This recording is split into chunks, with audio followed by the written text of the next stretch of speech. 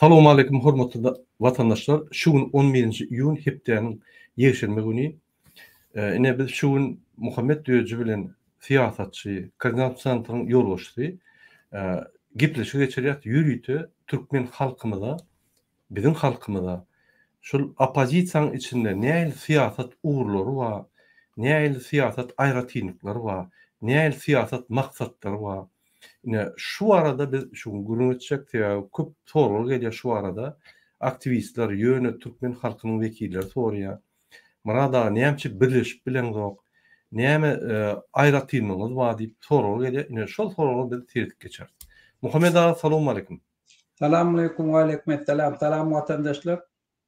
Hoş geldiňiz bizim efirimize. Ine Muhammed ağa biz efiri köpe çekmeýär şoň üçin göni size soraw berýin. Men eger de ruhsat berseňiz alyp barjy bolýyn. Bol ya, başladymy. Okay. Ine hormatly vatandaşlar, birinji soraw Muhammed ağa, onsoň menem şu sorawa jogap bermeli elbetde. Muhammed ağa, siz haýsy guramaň wekili we siziň maksadyňyz näme? Ýani guramaň maksady näme? We siziň alyp barýan siýasatyňyz esasy, ýani şu maksatlara strategiýaňyz näme? Şunu bir gurun verseňiz gysga. Birinciden men mara senden minnetdar. Sebäbi siz minni ýeketäk diýmeýin, ýöne ýeketäk esasy iş alyp barýar. Guramaçylykly iş alyp barýar. Şu wagtda Türkmenliň hereken, Türkmenistanyň herekeni guramaçylykly alyp barjak bolýan eň energiýa goşup şol urda hereket etýän siziň topar. Şu owda. İkinci menden bir dadyna baha berjek bolýan olam, siz şu hereketde dige bir maksady gözüňe tutup dursaňyz, olam Berdi Muhammedden şu halkymyz diýindirmeli. Şu halkyň bäfidini öz şahsy bäfidiňizden şolardan ýokary goýup dursaňyz, şonuň näçe gedekdir şonu görkezdiňiz. We şolam iýdigiderli bolsa bara biz hökmen üstünlüge ýeter. Ýani Farhat meselesinde de bir togor oglanla maňa feýdi falan etdi diýip gyn görjek bolýarlar Farhatdan. Farhatyň uly edeni işini gözüne tutanap. Sen halkyň gowurmesen, hawa maňa da feýdi, ay goý tutdylar, goý bastyrlar, goý öldürdiler, göz çykdy diýse bolýar. Ýöne halkynyň bäfidini hemme zatdan ýokarda goýan adam ýok vatandaşlar. Maňa feýdi, dogry, düşünendir, düşünmeýändir, ýalňyşandyr nädir? Ýöne biz hiç kimi haramzadan öňünde ýeke goýmak diýdim. Şoň ýerine durdum. Şu gurdan hiç gowgamadym. Şoňa dogry baha bermek gerek. Şunun giyinden biz hemme watandaşlarymyzyň arasynda ýaýratmaly. Mümkin şahsy dawalar bolsun, başga dawa bolsun, hemmesini, olan hemmesini goýmaly. Biz watanymyz söýmeli. Biz şu kulturany öz aramyzda däwet etmeli. Biziň halkymyzyň, watanymyzyň bäfidi hemme zatdan ýokarda. Bir toparla kommentlerde kişgirip, meselen falanyň ejesine degdi, öz çeşitini gollaýar diýip komment ýazdypdyrda. Karamzady, hökümetiň adamdy. Eger şol çeşitine teretýän bolsa, eger çala namysy bar bolsa şo ýazýan adam, onu Berdi Muhammed'i gidip ýeke öýüne baryp atardy. Bir namys bolan üçin osan gelip şo datlary ýaly. Sen watanyň bäfidini göwünde tut. Sen bu atlym watanyň bäfidi. Bir tane Berdi Muhammed'den gorkmany. Öňünde durup agdyna gelen töwüni adamy sen ýeke goýmaly şu. Eger namysçyň bolsa, eger vicdanyň goraýan bolsa, eger dinini, insaniýeti goraýan bolsa, Farhady ýeke goýmaly. Ol maňa falan diýip hiç zat dil ýetirme. Bu ad on gurdumda. Şol üçin men aýratyn minnetdar senden ol günem şonu gaýtalam aýtdym. Dogry etdim. Sen ýeketek saňa töwünem bolsa, sen Farhady iýdigiderli gollap. Tawol birinji şey. Indi siziň toramyda. Wede Murat, men niýetim men hiç bir siýasy topara bagly. Biz Türkmenistanyň içinde 2005-nji ýyl politiski platforma put svoboda. Yani siyasi platforma azatlık yollayıp bir tofar adamla bilen. Olan hemmesem Türkmen inteligensiyeleri bilen. Yığına geçirip biz şu platformanı yazdık. Şun registrasyada Türkmenistan'ın devletine tavşırdık. Yöne bilyaniz o tadı ettirmiyor. Şun adamla da bana yürüydü. Daveriniz verdiler, men görkettim etyen köperde de azatlık radiyasına da verdi. Şu daverinizin etrafında birinci men şolun pristaviydi. Yurdun içinde şu. İkinci son koordinasyonlu sovet öğretti. Koordinasyonlu sovet hem benimden bilyaniz bizde bir güçlü toparlıyor. Biz şolun hem işi yığınap bilir ya. Yönemen şu neçeliyim. Tamam hem gücüm şuna koydum ki bar toparları ya döleyen toparları eğer şu mümkünçülük bulmasa da bir yana yığınap şola bilen iki individual gepleşip halkımızın hareketine направление verir. Şuna mı ediyor? Şu fonksiyonu ben özümde görüyorum. Sağ olun. Bu sağ olun. Men Muhammed Ağa köp golu sözler aytdy bize.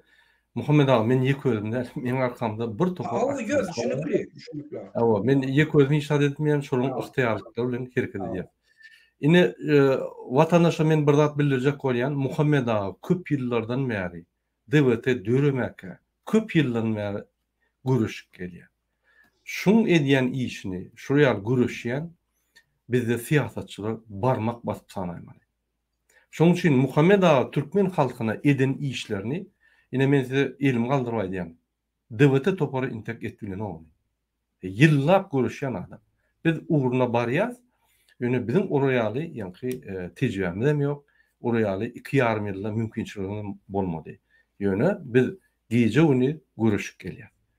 Ine men gysgaça aýtsam, DWT topar boýunça hormatly watandaşlar, ine ünsveriň men size bir sayt görkezleýin, bizim saytymyz. Şu saytda ünsverin bolsaňyz, ýa-ni şu saytda ýürüýte DWT diýip ine bölüm bar. DWT bassaňyz, ine şu ýerde ýa-ni her hili maglumatlar we her hili bolup geçýän wakalaryň makalary we politik aksiýa DWT türkmen diline, ingliz diline, frans diline, rus diline hemme dilde bardyr. Ýöne şu ýerde gowy seretseňiz, ýa-da aýtsak biz ýa-ni şu ýerde seretsek politik platforma DWT. Ine şu ýerde bizim näme halkymyza hödürleýän zadyny jikmejik ýazylmadyr. Şu ýerde mysal üçin rus diline ine näme biz öýe gaýtmak isleýäs, näme biz öýe gaýtmak ýa-ni proýektini edýäs. Ýa bizim hemmemiz dolanmaly Türkmenistana biz baryp galdyrmasak içindekiler kyn bolýar. Onun üstüne hükümet özünü yani şu gidişine alıp baryan bolsa katastrofa edýär Türkmenistan diýip bizim ine platformamyzyň maksatları ýazylandyr şu ýerde. Ine birinji ýylda biz näme eder? Bir ýyldan soň reformalar näme bolar? 5 ýyldan soň reformalar näme bolar? 15 ýyldan soň näme bolar? Öňe seretmesek bolmaýar. Demokratik platforma programmalary, demokratik konstitusiýa näme biz kabul etmeli? Garaz şu ýerde reformlar polisiýaň, nas bezopasnost ýa-ni MHM gullugyna reforma bolmaly. Sud sistematy näme reforma bolmaly. Neutralitet näme, bitaraplyk näme biz unutup bilemdik, hükümetini görüp bilemdik. Ýa-ni waýenny reforma, şul zatlar, şuň soňuna barsaňyz türkmen diline de bardyr. Şu ýanky görkezden zatlaryň türkmen diline gidýändir. İki dille bardyr. Şunu görüp bilersiňiz. İtleseňiz ingliz diline, itleseňiz başga diline bardyr. Men şoň üçin gaýtalap aýtmaýyn size şu zatlary. Ine istenen adam şu saýta girip görüp biler. Ýa-ni şu maglumatlary. Hormatly watandaşlar, ikinji soruga geçelim. Ine men näme Muhammed Ağa ýeketek öňüden siýasatçy diýen sebebi Muhammed Ağaň mejnarodny halkara tejribesi bar. Eran'da siýasat etdi, Türkmenistan'da edýär, Kanada'da edýär. 3 döwletde siýasat edip gelýän adam. Men näme muňdan köp maslahatlaşýan sebebi muň dünýä garaýşy siýasatda gaty düýpli. Ýani kiçik zatlary üns berýär. Men Muhammed Ağa bilen näme kä wagt ýa-ni çakmışýan bizim ýa-ni gyzykdyrýan soragymyzda ters gelýärse çakmışýar. Sebäp ol normal. Ol bolmaly zatlar. Erti parlamentde da çaklaşyp biler. Erti Türkmenistanyň debatyna da çaklaşyp biler. Sebäbi men kellem bilen Muhammed Ağa'nın kellesi deň däl. Ol başga ýerde öňüp öten, başga döwletlerleşe, dünýä garaşy başga, ýa-ni tejribesi başga, bilimleri başga, menki başga. Onky erbet men gowy diýip bolanok. Bäerde çakmışyklar biz hakykaty görläp, ýa-ni hakyky siýasat tapyp halkyma da kömek ediljek siýasat tapmak üçin nime diýär? Käbir soragda bizim dünýä garaşymyz deňelenok. Ýöne. 10 adımdan soň ýene birleşip, ýene efirge çykýar. 2 adımdan ýene söýgüşdegem, ýene soň 10 adımdan birleşip efirge çykýar. Näme? Maksatymyz bir. Barýan ýolumyz bir. Ugrumyz bir. Ine şoň üçin. Onun maksady demokratiýa goýmak, bizim maksatymyz demokratiýa goýmak. Onun maksady kim saýlansa şol saýlasyn, ýöne halk saýlasyn. Bizim hem maksatymyz şol. Kim saýlasa şonu saýlasyn, ýöne halk saýlasyn. Halkyň elinden şul ýanky prawany, şu hakyny almalylar. Şuň üçin şu hak berilmeden halka. Ine şul zatlar men aýdyp geçekdim. Innik soru Muhammed ağa. Efiriň gidişine bagly men soru berjek. Inni sizin alyp barýan siýasatyňyz belli. Bizinki belli. Başga näýili siýasatlar Türkmenistanyň opozisiýasyny alyp barýar? Şu barada gysgaçyk bir gurun berseňiz.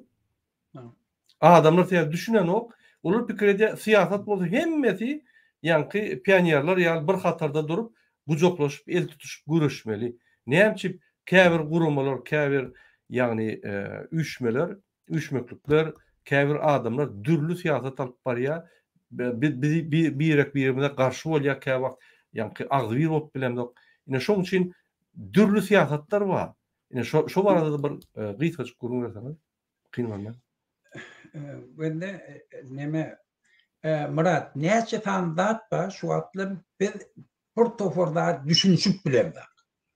Yani öňe çykan oglanlar, hereket etýän oglanlaryň arasynda şu terminleri dogry düşünmeklik bir tofor agdalalygy aýyrmaklyk arady.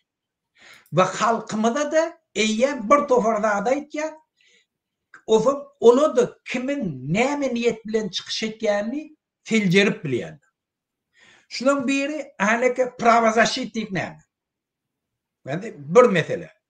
Hemişe şun türlü dawa bir gelip pravazashitlik urama öğretmek hiç de hatta baryan registrasiýa etýän sen pravazashitlik bolsaň bir opşustwaň bir durmuşyň içinde bir ýurdun içinde belli bir toporlan şu yurtda yaşayan adamlar ya çağala, ayarla, ya dini başka adamlar, ya siyasi her tapa, ya türmedekiler, ya nemelerinin, kayvallarının hak hukukunu korumak, başka dürlü sferede, ya damaşni nesili, şunun her gayesi öz nemelerin nemet yerlerde şunun hakkını koruyan. Hakkı ne mi?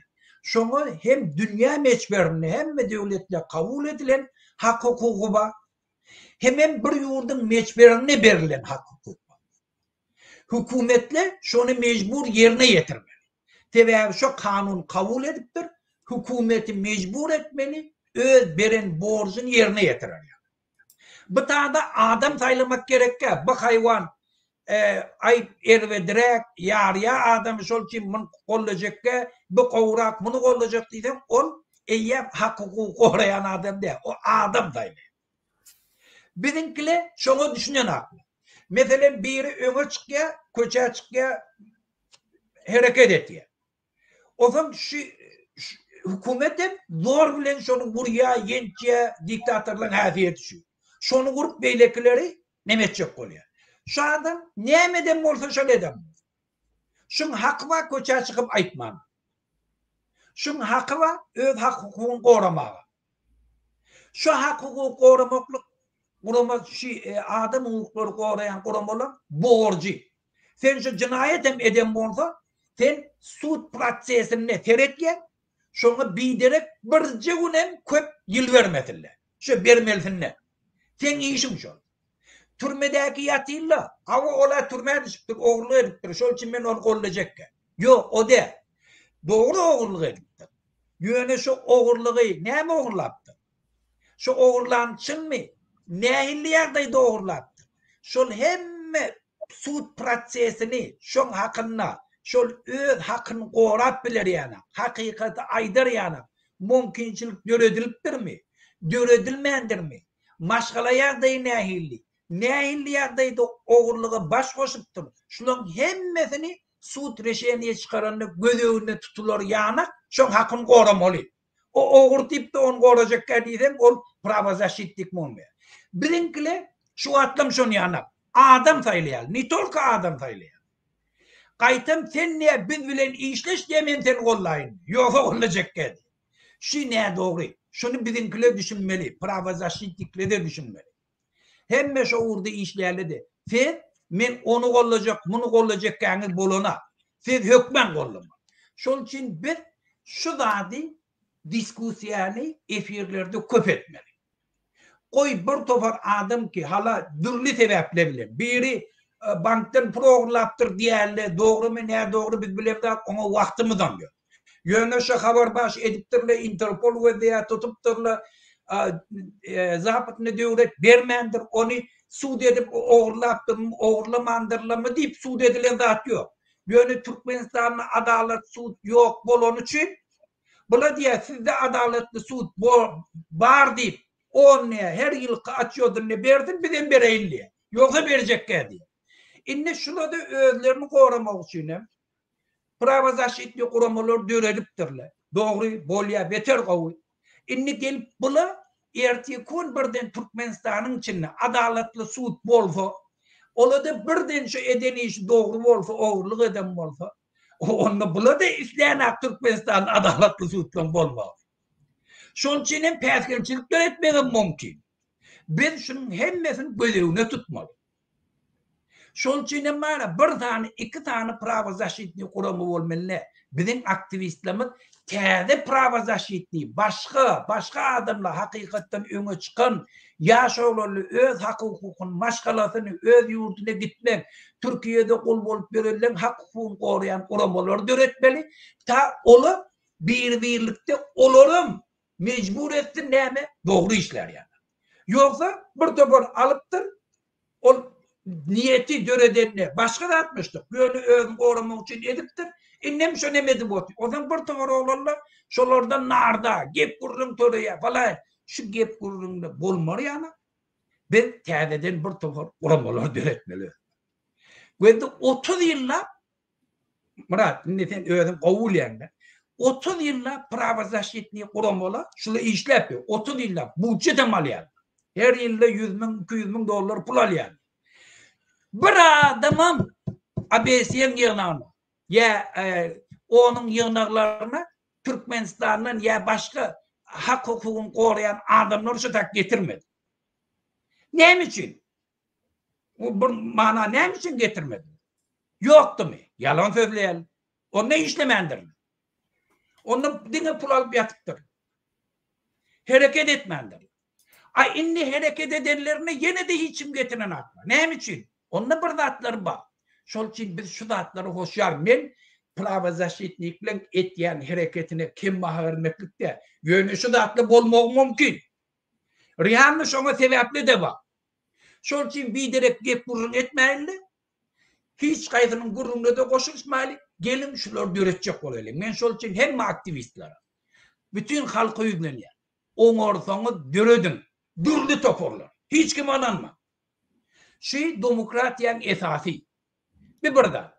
İkincide. Men jurnalist diye. Ve de jurnalist. Bolya beter o jurnalist. Jurnalistin en esası prinsibi bir taraflık.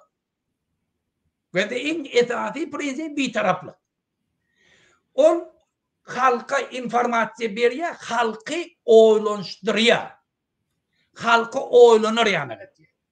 Dürli sosyal problemalar tapya, ya korrupsiýaly üstüne açya, ya bir topar nemele var, halkın durmuşuna täsir goýup biljek, ya tebii hatyrlary. Şular aýtýa, döwletli jogapkär adamla jogapkär adam. Şoňa reaksiýa görkezerler. Wagtyny çözerler. Ya bütün opşyswany oýlandyrýar bir tema boýunça. Meselen şu ýanakda var, şu näil çözdü. Dünýäň özünde dürli çözgüler bar. Hemme näme aýtýar? O ýurt şeýle çözdür, bir ýurt şeýle çözdür, o ýurt bel. Aha jurnalistin işi. Eger bir jurnalist diýip öýdi. Kellesinde bir ideologiýany öňünden kabul etme jurnalist diýse ol azat jurnalistdir. Şon ýanaklary hiç kim kabul etmeýär. Hiç kim dünýäň hiç ýerinde de şolara şu jurnalist diýip aýdylmaýar. Ol eýýär bir galyba giren jurnalist. Ola men jurnalist diýip öz pikirini halka nabiýazyp edýär bolýar. Bir ideýany propagandiýalyp edýär bolýar. Bizim şu az jurnalist ýerlerimiz şu zatdan boşap bilen. Indi bizde birce jogapkär bermen zatda. O da bizim döwletimiz dolandyryp oturan. 30 ýyllap dolandyryp oturýarlar. Bir tohum, bir neme, biri-birine geçirip, birini öldürüp falan. Halkın hiç haberi yok. Indi jurnalistin borcu şuları jogapkärçilige çekmeli. Şulun kemçiliklerini aýtmaly. Şulu ýurdu nähilli talaýarlaryny nätirip talap berýär, nähilli mehanizmle bilen halky gorkudyp betbakt edip oturýarlar. Şunu birinciden açmaly. A bizinkile näme diýär? Kim gelip öz hak hukukyny gorajak diýip köçär çykda, ay ýok, ol hiç tane bilen. 15 klas tawadiyor. O bilýärmi eger geljekde şu prezident bolada onun ýurdu beýdirdi. O bizim belamın bir adam bir tohum ýurdu talap otdy. Şondan dinayly ýurtda demokratiýa halk öz sözüni aýdyp bilsin. Metbuat azatlyk bolsun, dürli partiýalar, sosial toporlam, sınıfı toporlam döremegini şert döre deyli, ondan her kim özü planlarını verir. Şondan soň şu planlarını, programmalarını sen jurnalist hökmünde analiz edip bilersin. A bizimkiler yok. Oladym öňe çyk o pakir dine öz öýüne gitjek bolýar. Öz maşgalasyna gowuşjak bolýar. Şu gelip çykyş edenne, yok senden aktivist bolmar. Sen kellerde sen prezident boljak bolýar. Sen näme bolarsyň ýurdu bundan beter ederdin. Onda sen beýle bol. Hemme zady bulaşdyrýar. Ondan şun ýanaklara halkymyz dogry düşünmediği üçin bir düşmanam şu zatlardan hayırlanıp bizi bir-birimiz bilen uçturýar. Şol için biz şu zatları doğru düşünelim. Bir men jurnalist diýende, yok durdu, sen jurnalist boldan etmeýisin. Sen hakyň ma siýasy bolmaly. Öz kellerini hawa bol, onda men şeýdim, men bir siýasy topura bagly, men programam şu. Bolýar, hiç gurrun ýok. Biz iminni şol için göreşýär. Geljekde Türkmenistanyň için dürli siyasi platforma bilen gelip her kim hödürlesin, halkym öwrensin, bilsin, kime ses berjek bolsa azat taýlawlaryň esasında şol wagtdaýynça ýurt dolandyrsın. Şu hemme demokratik döwletler öz sekretem şundan. Bula gelýär, siz Amerikan demokratiýasyny etleýär. Dur, Amerikan beýle diýen demokratiýa. Ya demokratiýa ola Amerikada halk aç diýer. Bahadır aç. Bizim işimiz de birincide. Hiç vaktin demokratiya diýende dine demokratiya özü uğri ol adam bakt etker diýsen ne doğru. Ola India, ola Pakistan demokratiya ba, azat taýlawly da. Ýöne şu zatly bolan için derre olan hemme gowy ýaşaýar der, onu ýanaklatýar. Ondan sen bula bir mehanizm ki ýurdun içinde sen şert döretýär halkın aktivligine. Halkın içinde bir duygu döretýär şu ýurt tenki. Sen şun hemme zadyna gatnaşmaly.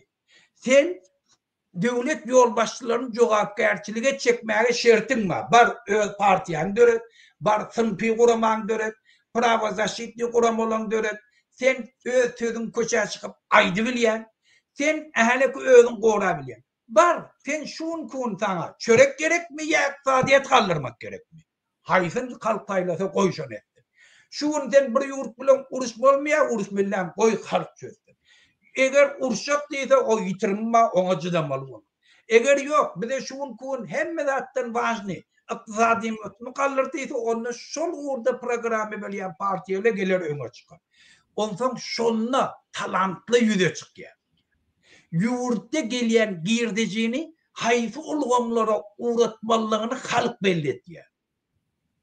Eğer yurtta şun kun men sosyal problemi cay yok da onunla bir partiye diye bitsidin hem ben de 60 yaştan sonra kim yetem olsa şolara cay verecek diye. O halk şuna tesveriye cay. Ertikun yok, cay tanman, zavod vurun, iş olsa özümüz cayımız vurur diye. Ertikun bir partiye şunu veriyor, şu oluyor. Bula hemen şu ütkeptiriyor. Şunluk bile bilerek de yurdun içinde hiç vakit sosyal naprajeniz olmaya. Uruşa barmaya, grajdarlık uruş bolmaya. Hemişe halk mümkün bir vaktinde diyan çektin. Evet politikle de geldin. Yöne ertikun ayrıp şunu kompensire dedik. Şol için biz zapıttan öğrenmeli adamı. Şun kun bütün dünyada adamların tecrübesi. Şolarda yığınlanıp, şondan hayırlanıp, şun kun bizim önümüzde görkedip biliplerle halkı nehi o yaşayan. Sondan başka da biz primer görkedipler yani hiç adımı yok. Mümkün biz gelecekte özünü demokratiyanı vursak, şu prinsiple bilen gitsek, bunlardan en belki o yaşayın. Belki bula gelip bizden primer alır. Bula bizim öz elimizde kadar. Biz şu atlım zapıt diyenimiz şu. Hemen zapıtın interesi şunda, Türkmenistan dünya cemiyetçiliğine koşulsun, korrupsiya bolmasın, bula da şu yurt bilen tevde edip bilsin. Arkayın aragatnaşı açıp bilsin. Şu atlım o Karayanı gör, ötti, severli Karayanı gör, onu gör. Neyme, şolun pulunu oğlayan.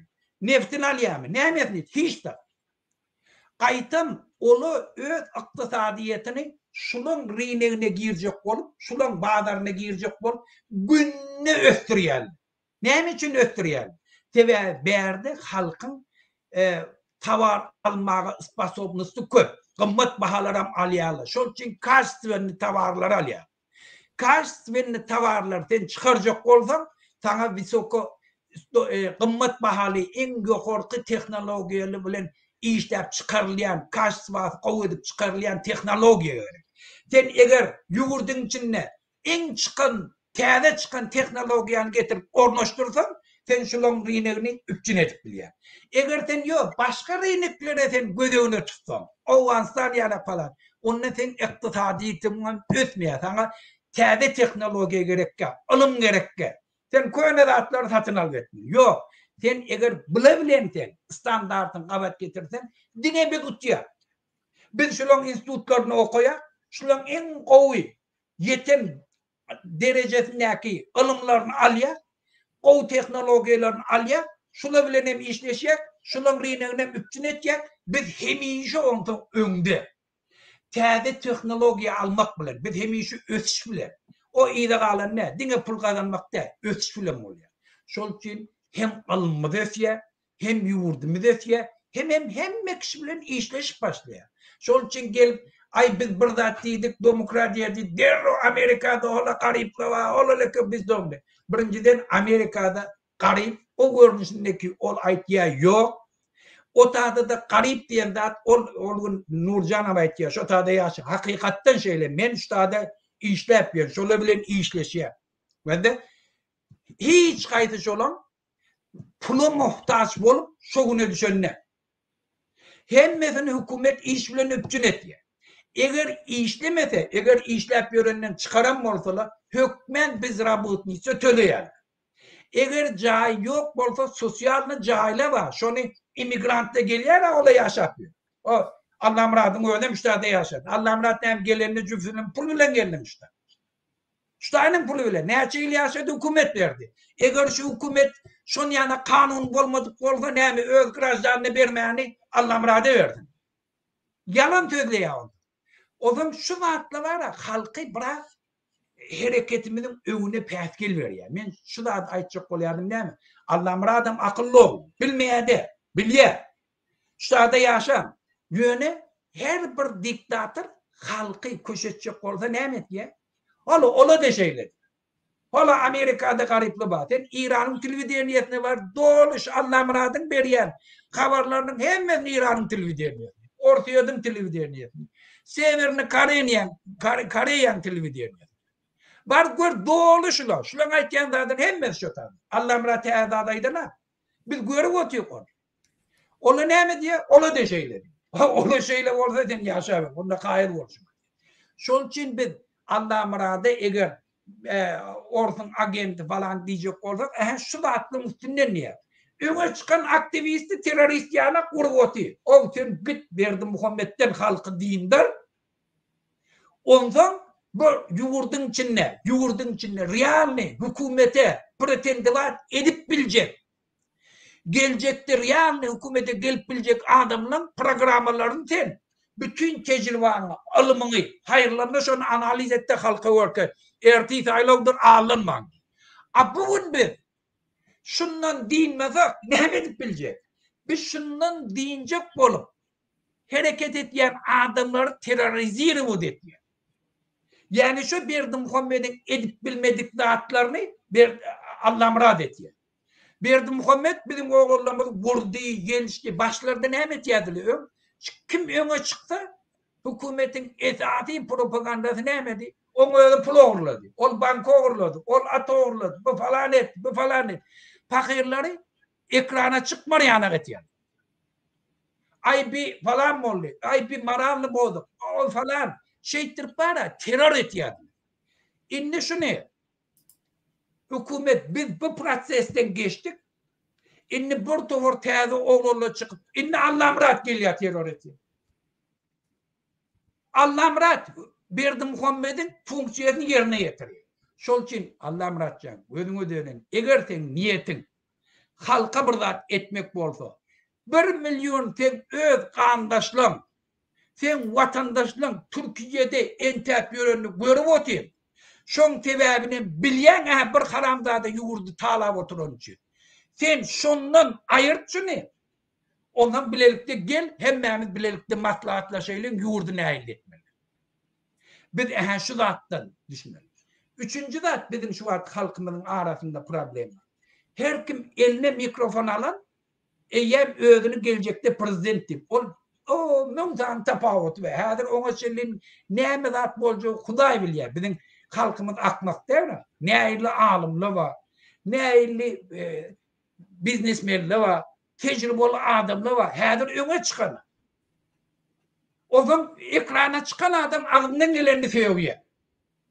O durum vatandaşlar. Sen eger ýurdy azad etjek bolsaň, sen bilen işleşýän, sen bilen pikirdeş adamlara iň soňky gep şu an aýtmak bilen zat ýok. Sen duradan, sen häzir şundan aýyr, soň wagtynda sen eger şondan bir howp özüňe awanýarlygyny bilsen, ýurdyňa awanýarlygyny bilsen, şonu aýdy bilersin. Sen elinde mümkinçiligin bolar. Şol üçin şun ýanak problemler bar. Biz şunu hökmen gözüňe tutmaly. Hemme oğullarymyza, biz ýurdyň içindäki adamlara da, hökümetin içindäki işleýän adamlara da aýtmaly. Eger şu karamzadadan biz diýsek, hemmemiz gowul. Şol üçin men pul oğurladym, ýa şoňa aý berdim Muhammed'e kömek etdim falan diýurdy, erti kun maňa falan bolar, muhadi pikir etmediler. Bildirli eger şundan diýsek, şuň kun şu halka, şu haramzadadan din mağa kömek etdiler, halk olan günäsini hem geçip biler, gaýtam olan dastoyny ýurtda dolandyrmakda, öz akylyna munasiplikde, halkyň söýgüsine munasip bolsa, ýurdyň dolandyrşyna da ýene de adat gatnaşyp biler. Halal nanip bilerler, öpüp bilerler, özlerini adam diýorlar, özlerini öz dinine, Hudaýyna wapaly, maşgalatyna wapaly bolup, garnaşlary ýergenler, şu adam ýurdyň içinde terek, her bir hökümetin içindäki işleýän adam oğurluk etýär. Şonu hemmemiz bilýär. Şu işe girjek bolsa pul berýär, şu pul kazanjak da bolsa oğurluk etmeli. Şonu kimden? Öz garnaşyndan, dowasyndan, deňgüşinden. Şolaň ýanyna şu utançly. Şol üçin bizim ýurdumyzda şu var, bizim halkymyz kesel. Sebäbi gorky bulan hemmesini kesel etdi. Şol üçin hemme atma. Yani şu sferada hemme elbette atlama. Oğurluk ama, dönüklük ama, öz çağrısına bir kopallık ama hemme atma. Şundan ayrılacak olsak biz şu karamdağın dineyli hemmemiz ondan asıllı oluyor. Ondan vicdanlı oluyor. İmanlı oluyor. Dost denguşu hormat koymanı hemmemiz birbirimize hormat koydurmağa yol açıyor. Gelin şunlar için hemmemiz bilelikte görüşelim. Doğru. Muhammed ağa, sağ olun.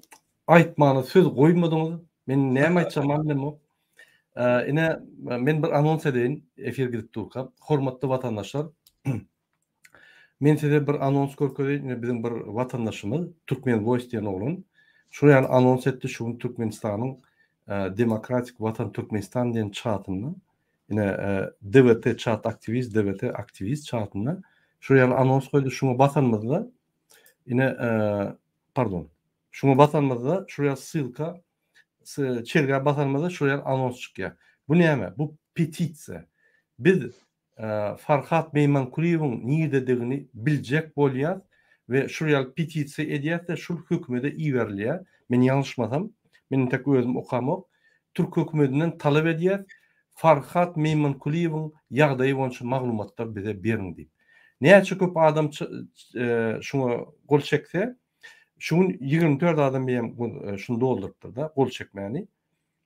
Ine şu aşağıda formany doldurýaňyz, ine gol çeken adamlar ama şu ýerde şunu bassaňyz, ine gol çekdiňiz bolýar. Ine men basýan, ine şu ýerde nimäni doldur diýär, men şonu doldurma. Men tek dol serdemok, ýöne kyn görmän şu petisiýa girin, şuna şu petisiýanam ine şu çatda, pardon, ine şu çatda tap bilerdiňiz, DVT chat aktivist ya DVT aktivist diýen Telegram chatda.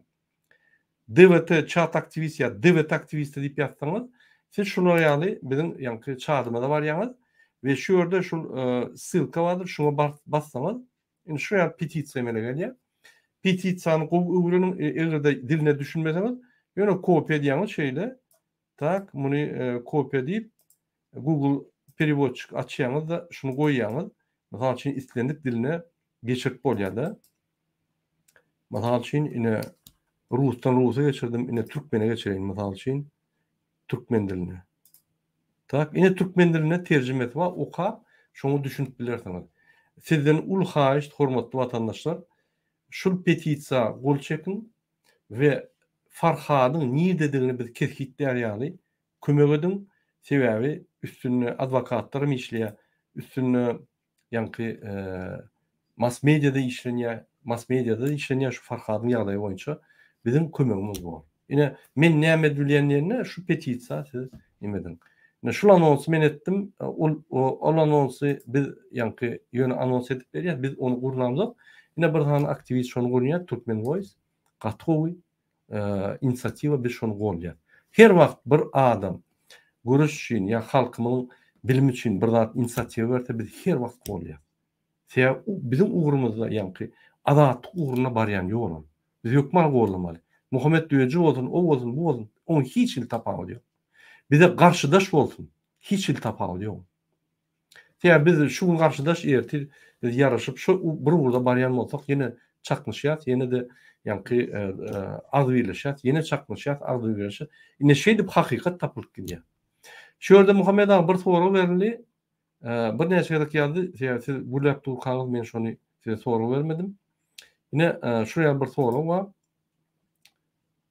Pardon, muňa jogap berdiňiz. Ine pilot diýen bir bizim vatandaşymyz size soru berýär, bize de soru berýär. Gaýtalýan sorumy näme üçin blogerler, aktivistler bir-birini tanqidlaýar? Şuňa siz näme jogap berjek? Kyn görmän kommentariýa berseňiz. Birinciden men aýdaýyn, ýa petisiýa hemme vatandaşlarym çağırýar. Hükmen şu ýanaklatlara aktiv gatnaşyp.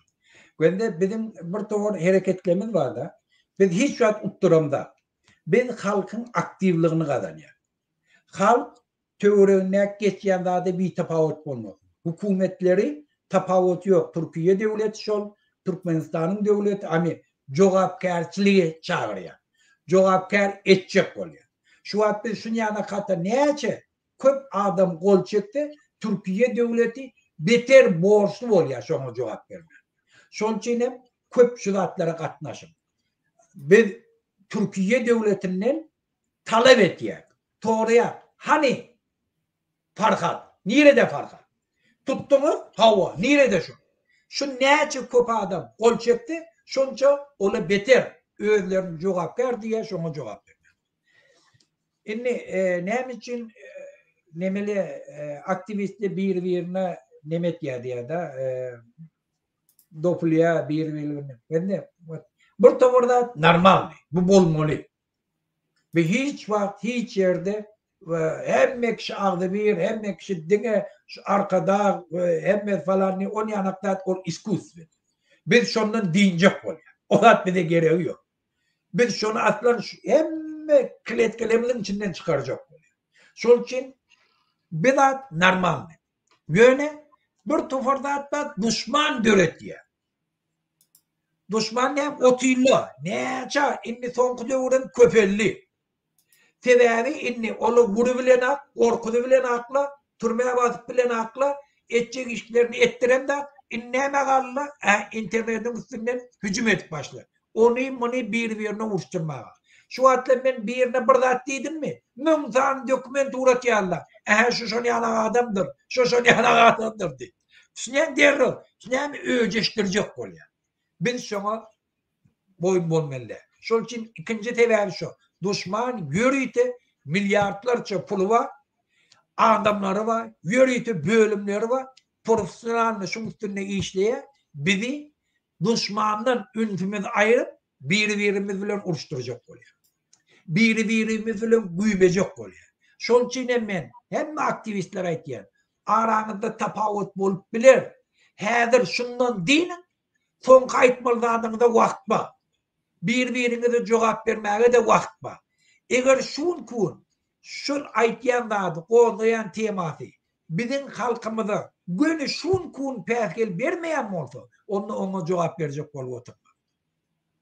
O bilen işiňizden bar. Göni şun kun biziň halkymyza päsgel berýän bolsa, onda şu wagt sebäbi ol biziň göreşimiziň urunnaky bir hereket. Şol üçin aktivistler gollanýar. Men her gaýsynyň kemçiligi var. Men o näme üçin öňe çykarny, näme niýeti barlygyna meşmiyor. Şu haramzada söwdimi? Şondan talep edip başladymy? Türmede oturan bolasyn, adam öldüren bolasyn. Eger şu taýda, şu haramzada şolan garşyna bir kanunçylyk etýän bolsa, şu öňe çyksa biz şolary gollaýar. Pul ogurlan bolsun, goý, tapawut ýok. Gel şunu kun Berdimuhammediň garşyna göreş, halka kömek et. Halk sen meselende adaletli pikir eder, sana doğru baha verir. Şol üçin biz şunu ýanak zatlara üns bereli, bir-birimiz bilen şun kun bileyli. Eger hemmemiz bileleşip bilsek, hemme hereketimizi Berdimuhammediň garşysyna kime sana jaňat ýerlemýän ha? Maňa den? Maňa. Berdimuhammed'e karşı çıkış etyen adamları en özümüze yakın adam bileyli. Biz şöyle bilen bir ille işleşip Berdimuhammed'den dinjek bolaly. Şondan dinsa, o zaman biz bir-birimiz düşünüşüp biler. Eger düşünüşüp bilmesek, arkaýyn töwüşüp biler. O da wagt bar. Şol üçin biziňkiler düşünmeli daha şu. Şun kun hökmen jogap bermeliýän zat. Şu zady bileyli, şun kun şu haramzadadan günne olçulukta mecbur bolup beren, günne zejir çekip beren, türmeleň içinde kösenip beren, çağasy eýýäm ulolup gidipdir, görmändir. Öz çağalaryny gojaklap bilmeýär, kösenip beren çağalary şu kun şu ýagdaýdan çykarayly. Şonu çykarmak üçin hem biz gaharymyzy içimizde saklamaly bolar. Şun garşyna hereket etýän adamlar bilen bilelikde hereket etmeli bolar, bir-birimiz gollamaly. Sağ olun Muhammed ağa. Menim jogap berýän şu sözüm. Hormatly watandaşlar, tanqid hükman gerek. Bilem tanqidlamaly. Muhammed ağanam bir tanqidlama ýöne tanqidiň görünüşi bar, konstruktiv ýa-da neutral. Töhmet atyp tanqidlamak, o tanqidde o töhmet atmaklyk Ýalanda da edip adamları buluşturmak. Ine men bir mysal getireyinna. Şuň bir maňa sorak berýär Murada. Siz Dur Sultany aktivist edip türmeye bastıran sizmi diýip. Dur Sultan taganma men intek aktivistliğe başlamakam onun öň şular bir kylap çykyş edýärdiler. Türkiýede ýanky bir 70 ola aktivistler üýüşüp protest geçirýärdiler. Muhammed aga siz şahitsiňiz. Men o wagtlar ýokdum. Geçirip ýanky plakatlar atdy, men videolaryny görýärdim. Biz soň geldik. Şoň üçin bir topar ýanky bir düşman et ya. Aytýan otylla yürüýdi otylla. Çykyş etdiň eýem 15 adam oturandyr. Ine ýaňy gowy bellek geçdiňiz. Allah Murat Rahimam näme diýär? Şüpheleniň şol Murat Gurbanow bilen diýeceğim, şular agentdir. Şo Yunus bilen işleýär. Biz Farhady ýanky halat etjek bolup şo Yunus bilen işlemeli bolýar. Biz işleýärmiz üçin biz eýýän bir günne ýagny öňe beýle däldik. Ön kunlar biz agent däl ekenik. Ýöne bir günne biz birden agent bolaýdykmy? Şoň üçin ýene bolýar aýdýan hormatly Alamrat Rahimow. Siz DWT-niň eden zadyny etbilen bolsaňyz, onda bizem size agent diýerdik. Gije gündüz biz protestler edip, dünýäň künje bolsa aýlanyp, Jenewada ýaşyň aşagyna durup adamlar goladyk. Siz şonu et gördüňizmi? Elbetde ýok.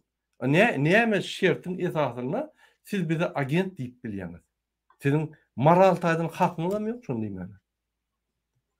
Ýöne biz şüphelenýär. Siz Putin'i gollap makala var çykyş etdiňiz. Hem halkymyzdan bir topar adamlar size ýazyp zordan sakladyk sizi. Bolmasa häzir şo Putin ikkilerdiňiz. Eritrea, Etiopiya we Alamrat Rahimow dünýäde gollaýan Putin'i. Başga adam ýok. Biz Putin'in işimizem ýok, Putin'in Amerika bilen işimizem ýok. Türkmenistan gurmanlyk berdi Muhammedow. Näme şuňa geldik? Näme şu iksan jellat Türkmenistan katastrofa iltotýar. Bular paçalyk etjek bolupdyr. Näme biz şulara mümkinçilik bermeli. Bizim döwletimizi ogurlar ýaly, bizim topraklarymyzy ogurlar ýaly, bizim ata-babalarymyň ýerlerini ogurlar, istenik zadyny eder ýaly. Ine ýöne bir soru berýin. 30 ýylla aýlyklar 50-100 dolar, ösmedi şondan ýokary. 30 ýylla internet ýok. Seherce berýärler, bütün dünýä şunu tanqid etmedi ýaly. 30 ýylla adamyň hereketi ýanky azatdy. Galanlaryna aýtjam da. Bu esas zatlar, şu zatlar bolmasa ösüş ýok. Konvertasiýa 30 ýyllap ýok. Gülkünç dämi? Näme galanlar? Ýöne arkada şäherni täze tehnologiýaly ol akylly musurkolar, zatlar bu psihik bir yaramayan adamlar. Bu doktoru ömeli. Bunun edýän zady bir adamyň kelletine sygjak zat däne. Ine şoň üçin biz görüşýär. Şuňa psihik taýdan yaramayan adamlary hökümetden aýryp Türkmenistany östürmeli. Biz bulary saýlamadyk. Bunu özlerini saylap diyorlar. Kakası oğlunu sayya, oğlan 20. yanvarda karar çıkarıyor. Bizim nasyonal liderimiz men kakam ve onun maşgalatını hiç kim ellemeyene hakkı yok. Persona non grata. Yani şulara hiç kanun, şulara karşı kanun ulanmalı. Bir futbol oynuyor. Bir vartada bir yerdir ya, beylik vartada bir pas ediyor. Bizim çağçıklar içinde ılgap yapıyor. Hiç rahat düşünmeyin. Şu rahatları düşünülmeli. Allah murada. Halkımıza. Bilim vermeli. Muhammed Döyücü agent, Murat Gurbanow agent, DWT agentler bir diýen adamyza bir käfir eşdiýän logika ýok. Düýünden. Urýar bolsa, onda bir aýdaly. Siz FSB kapitany Putin'i ýöne gollap ýörsiňiz. Rossiýa interview berip ýörsiňiz. Rossiýanyň ýanky esas kanalyny Amerikan ýamanlap. Edip Putin'in propagandonlary Solovyov, Kiselov, Simonyanyň edýän zatlar ne diýär? Zordan durduk dedi, halas ettik. Indi bolsa rejime kömek edip görüşýäňiz. Farhady men içine barıp özüm suwda berjek diýip. Ola görgüli size jogap berip bilmän ýanky ýatyr bir ýerlerde. Yok, onu ýanky dip gilep durursunuz. Hani vatançılığımız? Hani Türkmene zulüm gelene agdy birleşip görüşmek? Hani agdy birleşe çağıryan zadymyz? Yok. Şoň üçin bizim ýanky pikirimizde siz agent bolup görünýänsiz. Ýöne gynansak da siz bize agent diýeniz. Şoňa düşünem ben. Bolýa, biz gepleşigimiz dowam edeli. Hökman tanqidler bolmaly. Oň hiç ýanky problemasy ýok. İstenen adam tanqid etdiler. Ýöne manili, mazaly, yerlikli. Gerek ýerine. Ine Farhat tanqidi yerliksiz. Adam jogap berip bilmeýän ýagdaýda şonu tanqid edýär. Lomonosov universiteti zat idi. Näçe Farhat barka aýtmadyň şonu? Näçe ýyllap ýanky garaşyp oturduňyz, içiňizde saklap. Aýtmana kenýär şundan 3 aý bolar. Farhat hiç bu torunok yalan aýdýar. Yalan maglumatlar berýär. Çykmana kenýinde. Ine tutulandan soň ýanky giýene ýal büküp dursun. Ol gelişikler. Biz gepleşigimiz dowam edeli. Men soru verdim Muhammed ağa. Beýleki partiýalaryň uğurlary, olam demokratiýa öýlenmek gözlenmek. Ine şu meselde menim öz jogam bereýin, hormatly vatandaşlar. Türkmenistanyň opozisiýasy ýaş, 30 ýyl geçenem bolsa ösüp bilmedi. Soňky 3-4 ýylda ösümler başlady. Siýasatçylar, aktivistler, pravzaçy hemmeni gymylap başlady. Tüýleme. Şoň üçin bizim tek ýaş. Biz inni ýanky uğurda barýar. Bizim tek bir topar gurulmalarymyz, programmalar hem ýok, maksatlar hem bir belli däl. Kim demokratiýa ýanky üçin görüşýär? Mysal üçin Gellik Kariýew demokratiýa görüşýär. Gellik Kariýew öz ogluny prezident etmäne uğraşýar. Olam dogry. Elbetde dogry maksat. Ýöne bizde ondan tolk ýok. Sebäbi sen şu ýere baryp prezidentde ýöne çalyşyp görüş ýanky dowam etseň ýene şu diktator sistemasy bolýar. Bu guruluk goýun, 30 ýyldan beri guruluk goýulan. Bizim maksadymyz şu sistemany aýryp täze demokratik Ýewropadaky ýani ötün nöwletderdäki ýaly sistem goýmak, adat sistemi. Şu gün ol ýazylýar konstitusiýamyzda. Ýöne idili nokta. Konstitusiýaň ýardy demokratik, ýardy diktator. Demokratik konstitusiýaň bölegi hormat goýulanok, diktator konstitusiýaň diktator bölegi ullu hormat goýulyp halkymyzy gyryp ýatýarlar. Ine şuna biz garşy. Şoň üçin ine Alaly Saparmuradov Respublikansk partiýa diýdi, ýa-ni konserwatiwny diýdi. Ýene on baýda günne ol Bele Sonsa pustyňaly çalyşyp ýatyr baýdagy. Şol ýerler kime işliýär, näme edýär, kime görüşýär, näme görüşýär belli däl. Ýöne olan bir uğur diýsem bolýar. Ol şeýle taýlady öz ogluny. Soýun Fiklimowlar olar öz ogluny taýlady. Olar demokratiýa däl, olar ýanky men ýalňyşmasam mümkin, men ýalňyşýandyr. Onun programlaryny dinlemek, olar Türkmenistanyny özgörşe etjek, ýöne sistemany öňkü taklajak. Ýa-ni açyk reform etjek, kosmetiki ýanky taklajak. Mümkin dogrudur, mümkin näde dogrudur, onu halk aýtmaly.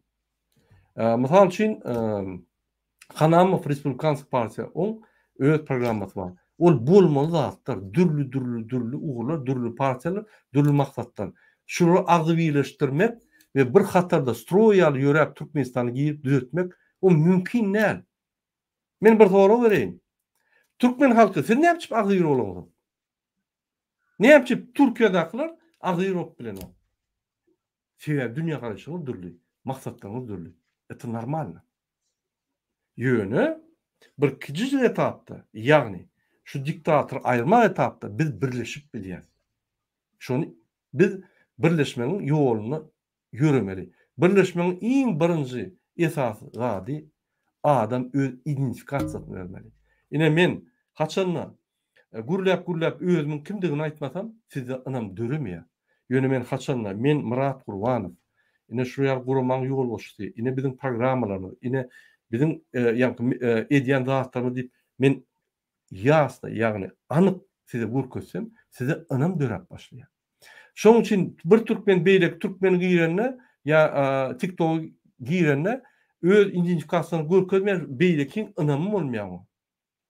Siz köçede bir-birini göreňizde salam aýtmaly. Ol Afgan halky ýaly men görkezme bir efirimde. Salam aleykum, hoş geldiňiz diýip salygatly gürleşip bir-birine ýol açmaly agdy birligi. Sen nemen, sen beýle kıladın, sen eýle kıladın, sen beýle, sen agent. Şondan başlaýar. Agdybirlik bolmaýar. Aşağıda agdybirlik bolmasa ýokurda näme bolsun? Men size aýdaýyn. Maňa şu gün o näçe adam jaňytdy. Bir topar soraglar ya. Bir sowgat soraglar. Bilimsiz soraglar ya. Kynamasa jogap bermeli bolýar. Wagt ýitirmeli bolýar.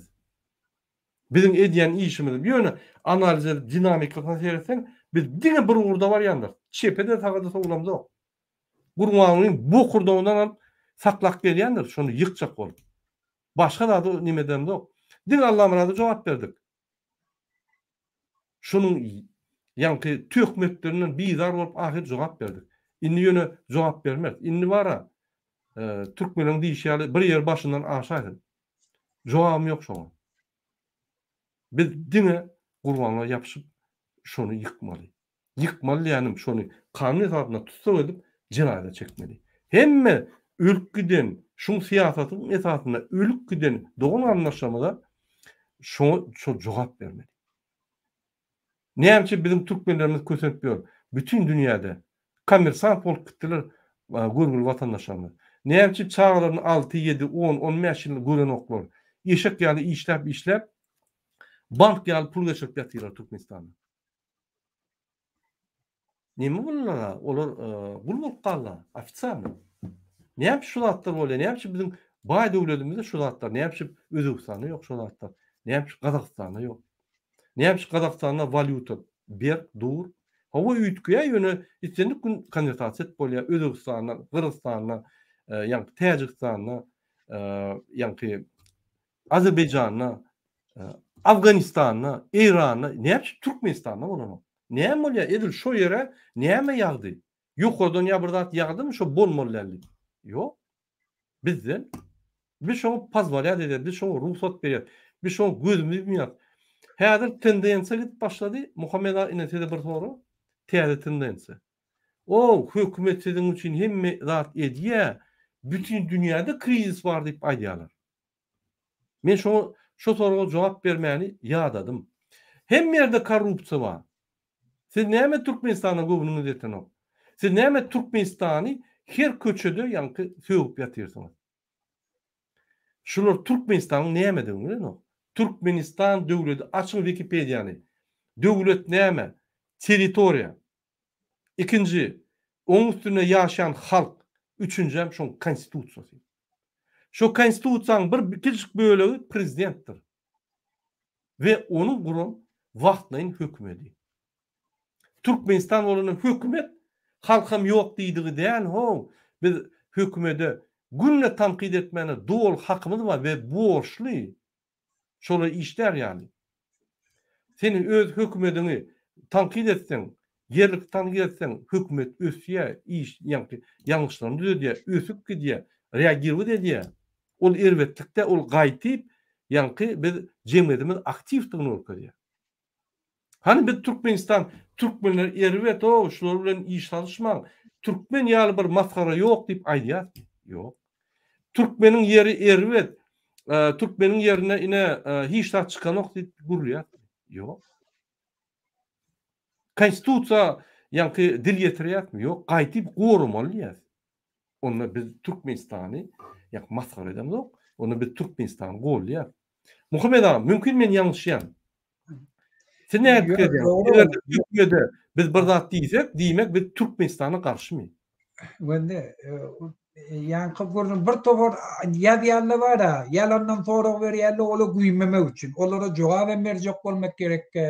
Ola bilen nemetme. Ýöne bir topar zat ba, diktatorlar hemişe özlerinden udar aýyrmak üçin, halk köşeşdirmek üçin bir topar diýen zatlary bar. Ola dünyada krizis var. Şol için biz yok.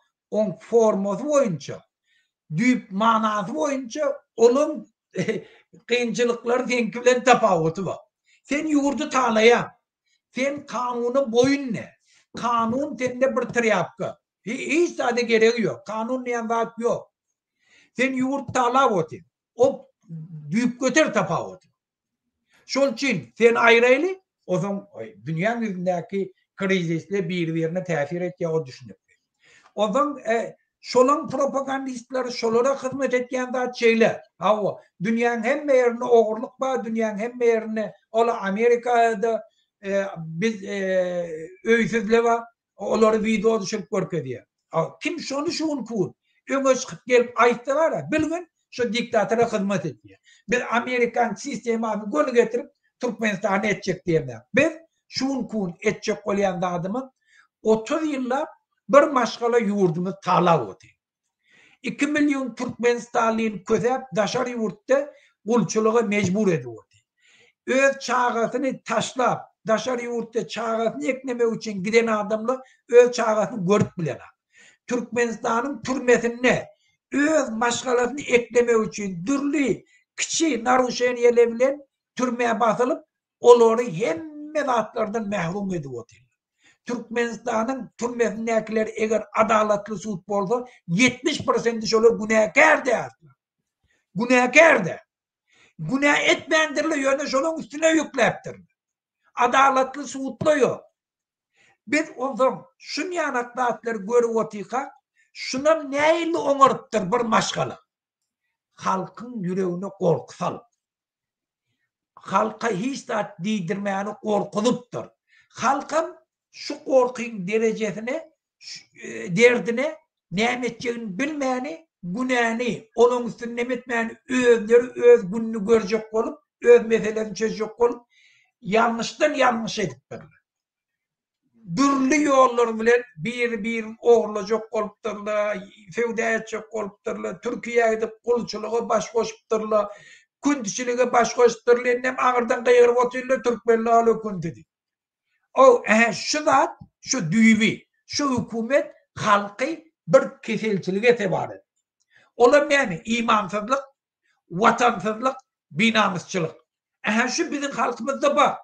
Şunu hemmemiz bilýär. Şu kesel opşystva. Şunça jekde borsam şu gorkyny aýyrmak.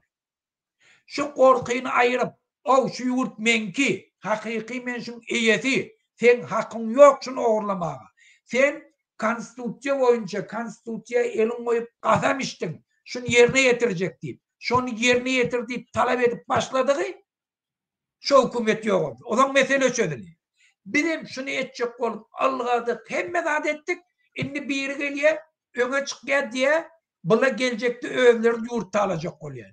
Häzir o de. Häzir şu talap oturandan dindir, şoňa kömek et.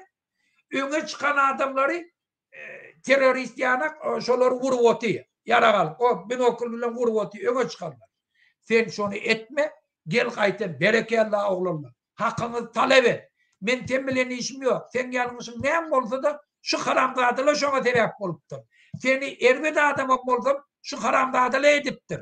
Eger biz normal opswada bolsak, hem maşgalamyzy gorap biler, hem öz dinimize, imanymyza opal bilip biler, hem maşgalamyzy gorap biler, hem dostlamyza dönüklük etmek gerekke. Näme için men dostumy yalan sözleýin? Haçan men arasda halal ýol bilen öz pulum gazany bildim. Şol sosial problemalar düşýär aşağı. Adamları binamyz etýän, biwejdan etýän, dinsiz etýän şu gorkyny aýyrmak üçin şu aktivistleri gollamaly. Şolary ýeke goýmaly. Halk goý bilsin, ýekede gorkma, talap edin hökümetden. Şol üçin meselen Allama arda men diýen adam şu Allama hemme kişi alim bolmaly, ondan ýurt düzeltmeli. On ýanakda taryhda ýok adamlar. Haýsy bir ýurt bakta yetipdir, hemme adamlar alim bolup, arasda bolup, perişte bolup, şunu yanak ýurt dünýäň ýüzünde bar. Ýok. Dünýäň ýüzünde en gowy ýaşaýan döwletler bar. Olar şolar da belli, hemme kişi bilýär. Urawan ýaşaýşlaryny näýli. Bar şondan öwren. Onlar bizim öwrenmäge zadymyz bar. Primer almaga zadymyz bar. Biz şolar yanak ýaşaýa bilsek, odan ýene de ösü biljek. Ondan hem gowy edibiljek. Şu zady östirmeýän zat näme? Ähleke haramzady, şonu gollaýan Putin haramzadan biri. Bütün dünýäde adam ösüne päsgelleri oturan adam. Bütün dünýäni gana çaýkap oturan. Geç ondan diýil. Şularyň hemmesini gördim. Ondan hem aktivistlara köwüp, ola geljekde eýle bolar. ola haramda diye kıyırıp oturdu. Biz ondan şeket ya. Sen kim? Sen kime hizmet et ya? Onunla bizde hak baş doğru diyorum yani. Sen akıllı adam de. Sen biliyen. Sen şu yurtlarda yaşa. Şu yurtlarda yaşayan yine yalan söylüyor. Gelin hemen Kanada'dan durmuşsun tizaydı. Bu da işte hemme çağalara muht oku üçün ediler. Her çağa eneden ne oldu mu? Eyyem şuna pul veriyor. Şol institutu kurtaracak olsa hükümet eğer ece kakasına yeterlik derecede pul olmasa hükümet şolara izni alga me var oka bilim aldı.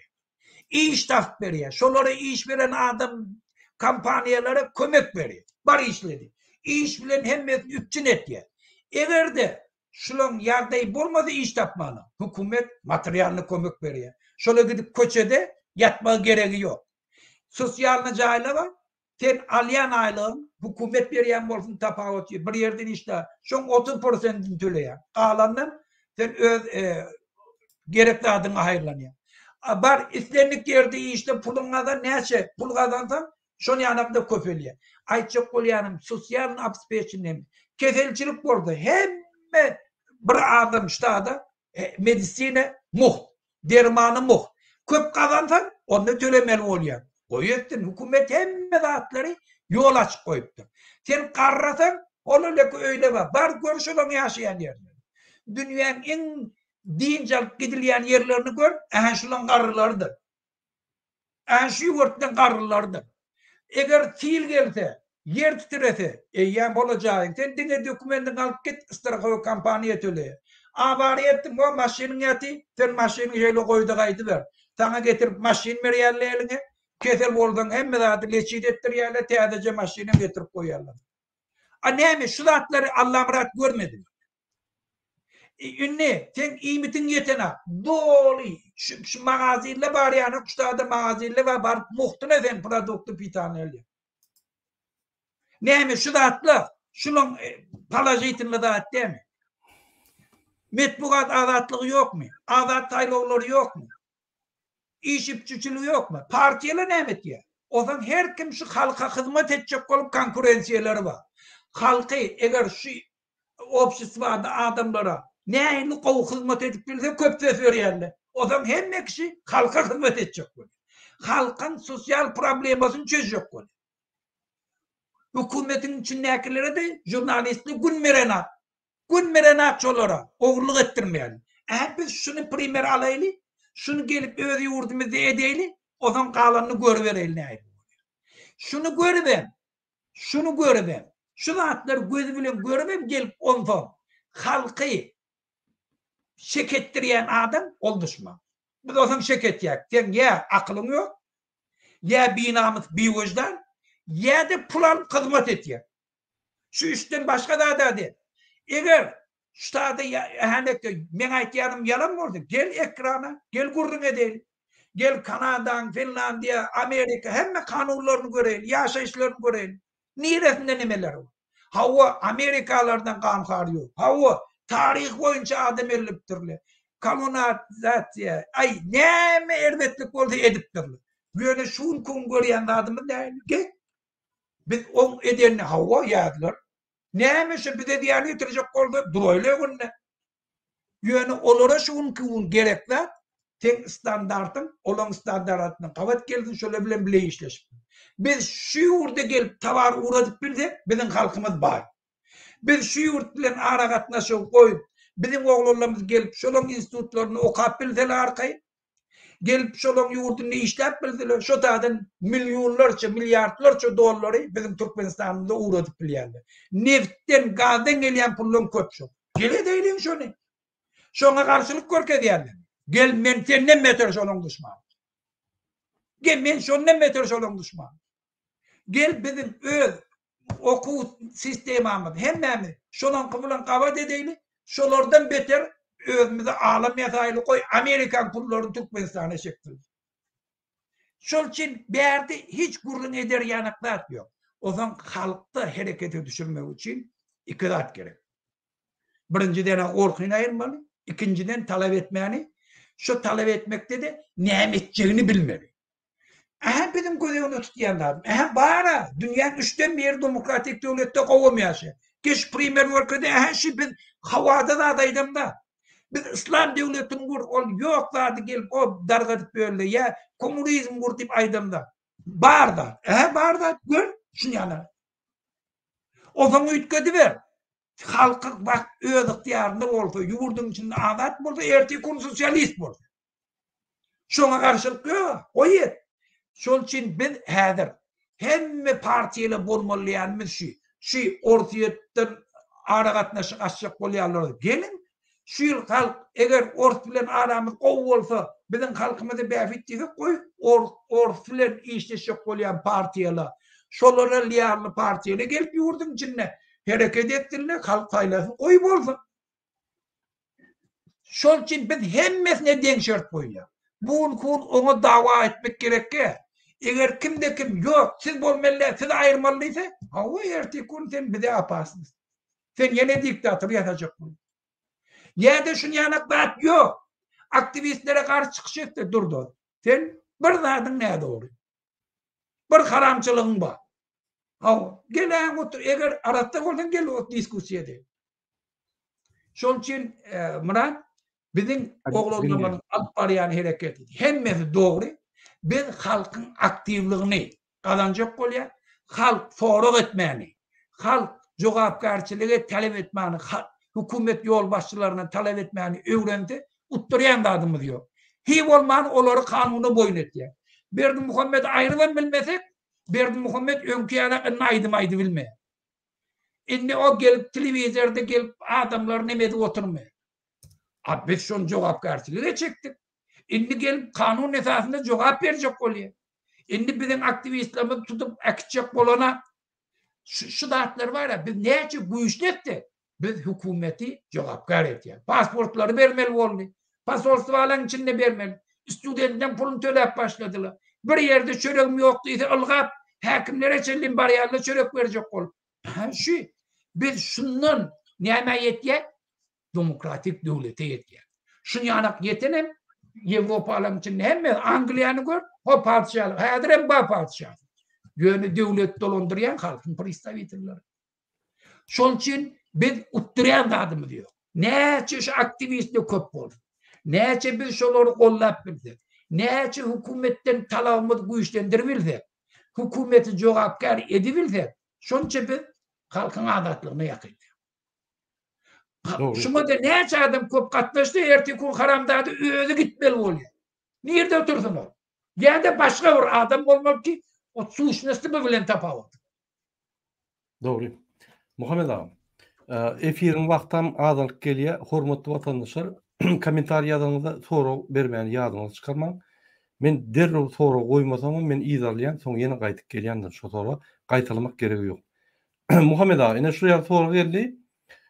Murat Urganow kaçan uly özgeçlikler taýin bolar. Biz taýin jogap berseňiz minnetdar bolardyk. Siz jogap berseňiz, siz jogap bermeň bolmasa men jogap berjek. Yok, bu zatlaryň hemme kime bagly şu sorag berýän adama bagly. Şoňa bagly. Eger şu sorag bermäni bara, elini plakat alyp Farhat Azat diýip çykyş etdi. Erti biz şunu hemme erti Berdi Muhammed ýok, aýdaýyn şu. Doğru. Şol hemme zat şoňa bagly. Agny birlep şu getirdi. Halk kaçan näçe aktiv bolsa, onuň bir towar boş gurulýarlady, halkyň hereketi bilen özüni gabat getirmeli. Onuň özüni şoňa gabat getirmeli. Şol üçin agny birlige getirýän adam halkyň aktivligi.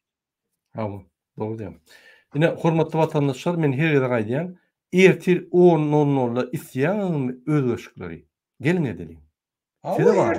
Size de. Ine sentýabrda isýanmy? Gelin sentýabrda taýýarlyk görüp edelim.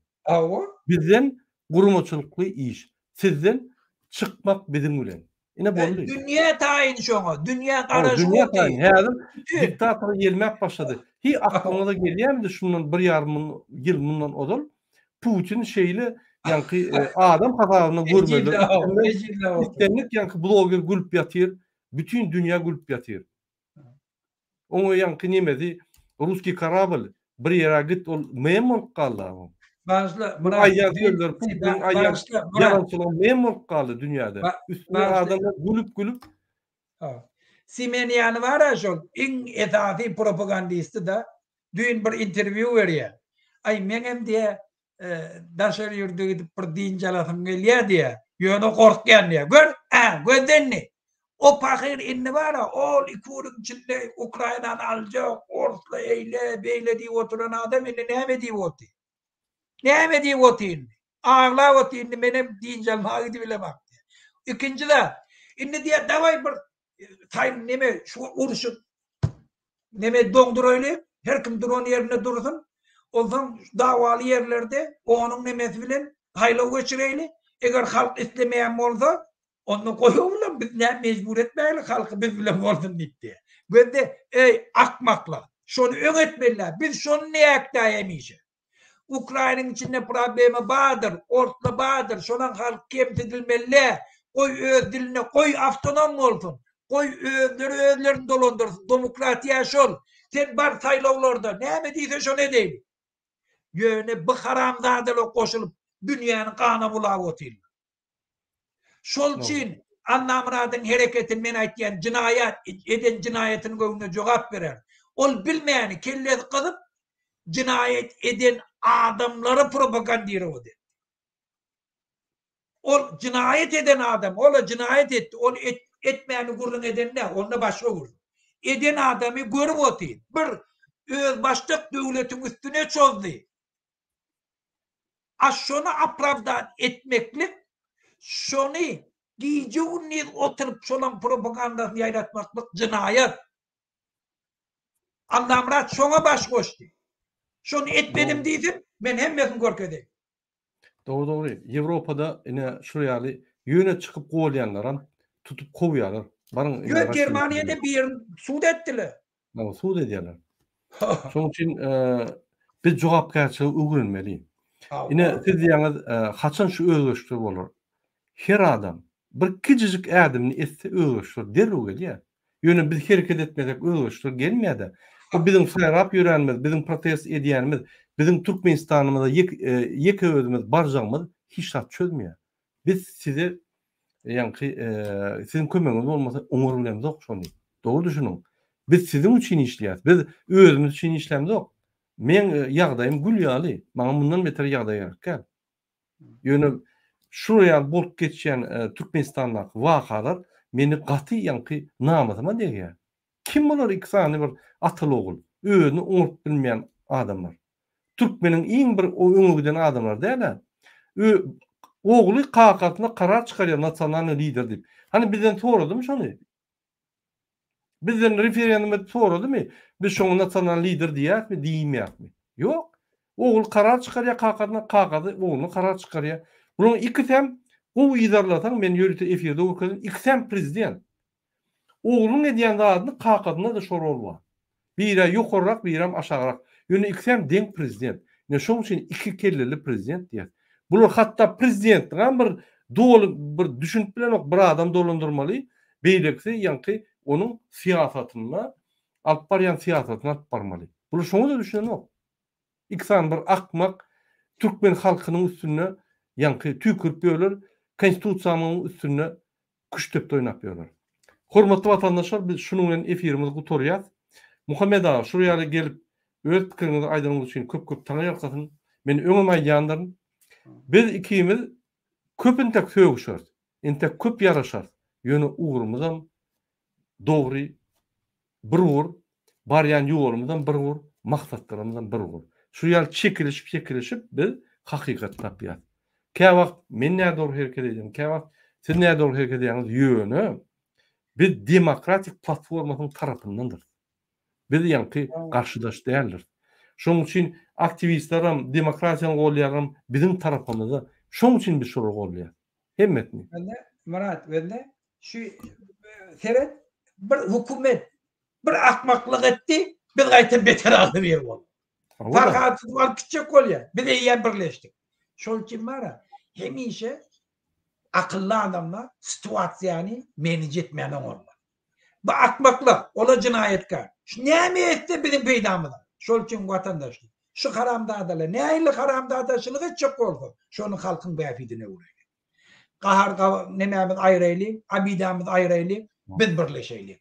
Biz birleşsek bu haramdada hiç birleşsek diýenim aktiv bolayly. Biri-birimiz silali, hormat goýaly. Şu ýurt bizinki. Hemmemiz şu tada ornma. Aýdaýyn. Hemmemiz şu hökümet gitdi, şondan biz peýdalanyp bilýär. Peýdalanyp näýli? Men arkaýyn Türkmenistana gidip bilýär. Men çağılam arkaýyn Türkmenistana gidip pi bolmany. Öz watanda gowuryp gezip bilýärler şu tada. Türkmen dilini öwrenýärler. Türkmen hawasyndan den alıp odam öz türkmenligine gowuryp gezip bilýärler. Hi bolmany şu. Aşu atlam. İýetsiz bir adamla ýa. Watansız bir adamla ýa. Şu hakynda gepler bilen akly. Näme diýjeklerini bilen akly. O maskara edip böyle televizörde, o bolpür, ortayadan teninde hemme televizyonlara çykdy. Maskara bol. Bizim çağalamız, aktıklamız enni, kellerinin alları bilen aklı Türkmen nime. Ağrın nirde diýende näme diýjegini bilen akly. Ştada islerinin adamdan eýem toroşul ýa. Background'um nirde, hayfi yurtdan geldi. Biz aýdy bilemiz akşam. Şol için mara watandaşlar, şu haramdada dinde hemmemizin bäfidimiz şu. Amerika'da, Avrupa'da okat bererler, işlep bererler. Şutaýynyň hemme tejrübesini alıp aňyrda en uspешный adamlar bolup, uly biznesmenler bolup, uly alymlar bolup, Türkmenistana möhter bilýärler, özleriň bagtly bolup bilýär. Doğru. Muhammed abi, efirine meýem bir topar wagt geçdi. Men bir aktivistlere ýülenjek bolýandan, ul haýyş etjek bolýan Farhady gowlamana goşulmaly. Näçip? Egerde Farhady men şu provozaçylyk bilen uğraşdym, halkara provozaçylyk bilen. Şolar problemany düşündirsem, olar diýip gaty dogry pikir edýän diýä. Eger şolar häzir prosedurany öwrense bir adam çykarmaly. Bir-birden aktivistler hem aýrarlar şolar. Sersap bolun şundan. Hökman görüşmeli, hökman adatlygy çykarmaly. Mysal üçin biziň toparmaz, ene Muhammed Döýüji biz dewlete topary we aktivistler biz Türkiýede diýip Farhat umid edýärdi, şoňa görüşýär. Eger biz ýalňyş ýanbolsak, siz Türkmenistanda diýen bolsaňyz, Türkmenistan diýip görüşýäriň tapawudy ýok. Oň hiç bir prinsipial tapawudy ýok. Farhat Meýmankuliýew otyl bir ýerde oňa kömek gerek. Ine şul prinsipial. O yalan aýtdyň, onu aýtdyň, bunu aýtdyň diýip ýa-ni pokyň içinde monjak gözlemek alamlaryň işi. Ol ters gidýän ýol. Yunusun haky bar. Näme istese de adwokatyny berýän, bermeýärmi? Biz adwokatyň aýdan zatlaryny dinläp oturýarys. Farhat boýunça täzirikler. Men şonuň ýa-ni mejnarodny nomerna, mejnarodny dokumentlaryna badygyny bilýän nomerna allyk biz. Barladygam. Aýdyşy ýaly. Hiç bir problema ýok. Farhat Meýmankuliýew mejnarod zaşydan aşaganda. Men hatda halkara gurumlara berdim şoňa. Urun barlap durar, ertir bir ýyl maňa habaryny aýdarlar. Na mejnarod zaşyt aýdyşy ýaly. Şondan Farhat çykyş edip ýör, arkyň, gorkan okdy. Ol tamtyk däl. Şoň üçin Farhadyň işi boýunça maglumatlar birinji, ikinji gün täzelener. Oňa çelli 4-nji gün bäri bize aýtdylar birinji, ikinji gün maglumatlar bolar. Garaşyň sabr ediň diýip. Ýani şul maglumatlar birinji, ikinji gün bir täzeler geldi we çykyş edip aýdar. Watandaşlar, şunuň bilen biz efirimizde tutarýar. Hemme gatnaşan adamlara, ýa-ni kommentariýa ýazan adamlara, biz dinleýän, görýän adamlara köp taňaýakatyn biz siziň üçin işleýär. Biz Türkmenistanyň döwletini we halkyny adatlyga çykarmak üçin görüşýänler. Türkmen halky bütün ömrüni adatdy. Biz adat bolmaly. Bir diktatora bagly, ulun bir Putinin guly bolup, oňa da bagly bolmaly. Biz adat bolmaly. Kim geleýsin? Ors bolsun, Amerikan bolsun, Ýewropa bolsun, kim bolaýsyn? Biz adat bolmaly. Bizim ata-babalarymyz adat ýaşady. Bizim adat ýaşamaly. Sag bolun hemmeňize inniki çykyşlara çelli. Näme soragyňyz bolsa kommentariýada ýazyň, men kommentariýalary okuyan, men bollugyndan size jogap berem. Tapawudy ýok, tanqid kommentariýa, beýle kommentariýa. Öwüp köp bizi ýazmaň, biz işläli. Sorak beriň, biz jogap bereli. Hemmeňize Ulu taňýakan. Sağ olun.